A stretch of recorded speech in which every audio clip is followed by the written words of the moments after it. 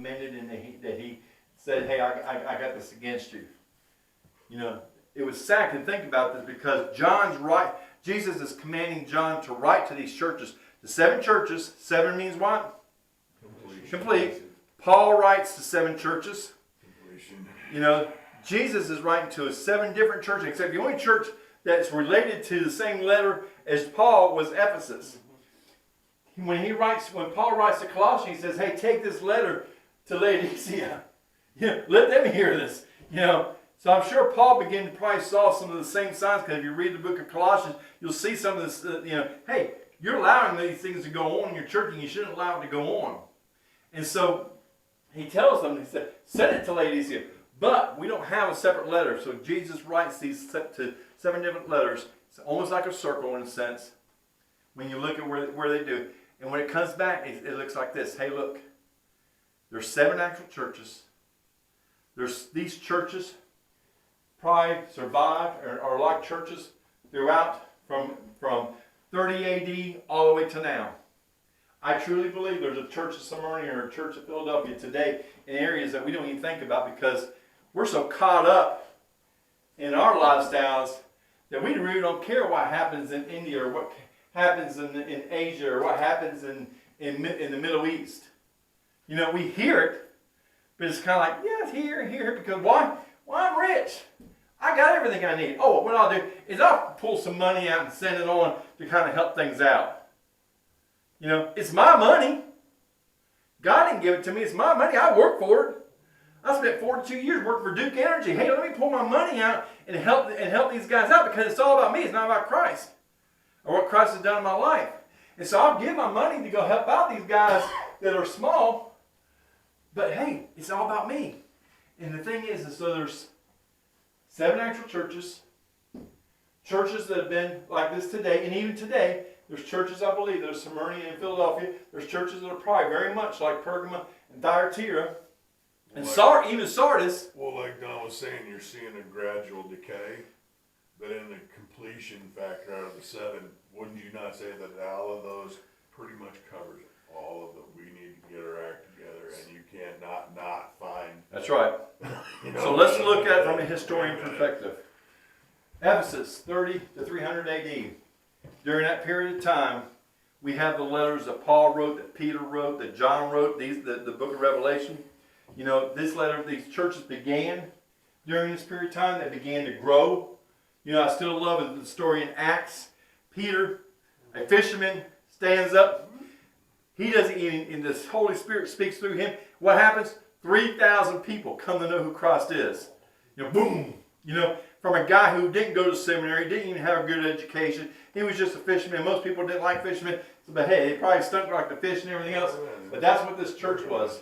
But the whole time, as you continue to read those letters that Paul wrote and Peter and stuff like that, they were constantly warning, hey, watch out for false doctrine. Watch out for false Christ. You know, Christ is going to come any moment. And everywhere Christ is going to come. But still, in this church, they got so caught up in their doctrines that by the time they got to 300 AD, they got to the place where it's all about, yes, we're going to be this church that's not defiled.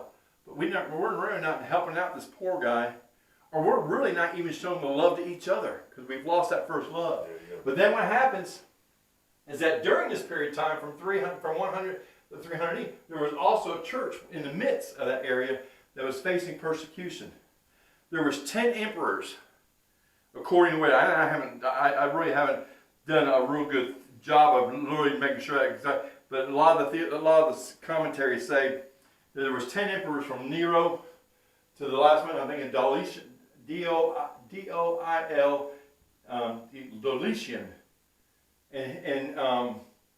and within those 10 emperors, it constantly got to where they were attacking because of the Jews, and because the emperor said, "Hey, look, if you don't bow down to me, because I'm Caesar, you know," and they wouldn't do that, and so they were persecuted because of their faith.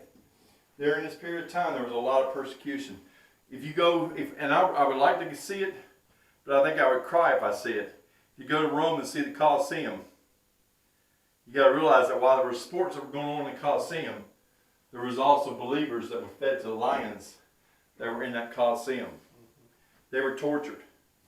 And when Jesus says, hey, look, there's going to be 10 hours. There's going to be 10 days. You're going to be persecuted. We talked about that's a still short period of time. But in their history, right, they faced 10 different emperors until they finally get to a marriage. What happens in Pergamum, they get to a marriage where Constantine says, wow, I saw this flaming cross, and he wins this battle, and he all of a sudden he becomes emperor, and he says, the whole state, all of Europe, all of Roman Empire now needs to be Christian. Great. You know, so I imagine all the Christians are going, hey, I don't have to be killed anymore. But then you had all these pagans that were going like, well, what am I going to do? And during this period of time, there was the church began this adulterous marriage with government, to where all of a sudden we begin to, the worshiping Mary and having the beads and just, worshiping, looking at idols. They had Christian celebrations that we celebrate today. But when you look at it, there's still only one place on this entire earth where church and state mend, and that is the Vatican. Period. That little, what is it, 3 acres, it's built on 7 hills, whatever, but I mean, there's only one little area in the entire planet. Yeah, but at one time, the church was married to the government. Was the government. Yeah, it was the government. So what happened here is you had this marriage, and it went on from 300 to about almost 600. But then you had Thyatira. Remember, you had that Jezebel. And that Jezebel most likely was, and symbolically, the church itself. Because it was saying, hey, you're going to do what I'm going to do, and hey, you can do all these things. Because what was going on during this period of time is you need to go study, and you can look this up on Wikipedia, because I did. There were so many different popes. They were actually killing each other. There were some popes that did more wicked things than the most wicked person on earth. And yet he was, quote unquote, the Pope of the church. Corruption. During this period of time, it was known as the Dark Ages, the Black Plague. I mean, it was a terrible time. But just like we saw in Pergamum, just like we saw in Sardis, there were still a few that were outstanding. What happens is that we get to a place now, to Sardis. And now what happens, and you do begin, I agree with you, Don, you do begin to see a cycle. Because now when we begin tolerant to acceptance, we got to the place where we're just cold dead. I mean, now the church was totally married. They were the government. There was other governments or nations that were trying to break away from the Catholic Church. But during this period of time, you had the Crusaders. Think about, it was unreal. They wanted to go, and the Crusaders wanted to go and capture Jerusalem because, we got to capture. That's not what God says.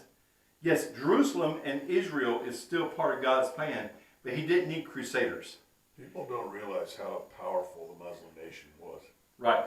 During that time frame, we think of them just those guys over there in that little chunk of sand. Oh no. They were all over Europe. They were a force to be recording reckoned with, this and then right now? some. I cannot stop it. Let me just say this.